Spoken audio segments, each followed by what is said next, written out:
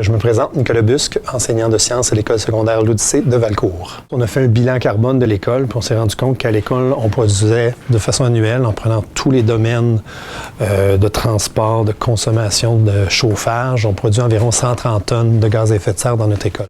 Donc on a dit, on va compenser en plantant des chênes. Et on s'est rendu compte que le fait de seulement planter des arbres, c'était pas assez. T'sais, on ne peut pas planter 26 000 arbres, ça n'a pas de sens. Donc, c'est pour ça qu'on a besoin de trouver d'autres méthodes, puis on trouve d'autres moyens. Bonjour, moi c'est Audrey. Moi c'est Rosalie. On est deux des trois créatrices d'Électricité Zéro. Mais dans le fond, Électricité Zéro, ça consiste surtout à utiliser le moins d'électricité possible, comme par exemple, pas utiliser les fours à micro-ondes ou les lumières.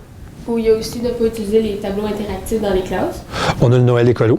Le Noël écolo, là, ça a fait, c'était le fun de voir ça avancer et de participer. Puis on a eu des bons résultats. On s'est rendu compte que la compensation à l'école, il y avait une certaine limite dans ce qu'on pouvait faire. On a exporté le projet à la maison, où est-ce que les élèves encourageaient la famille à faire des gestes écolos. Puis on l'a fait avec les écoles primaires de la région. Les élèves rapportent ça à la maison, en parlent à leurs parents. C'est vraiment...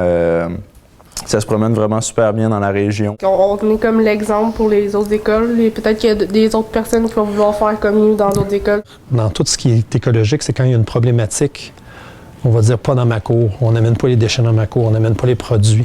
Mais là, nous, c'est le contraire. On a une problématique locale, on trouve une solution locale. Ce que j'aime le plus dans le projet, c'est ça, c'est de voir que malgré notre jeune âge, on est capable de faire une différence sur l'ensemble de l'écologie.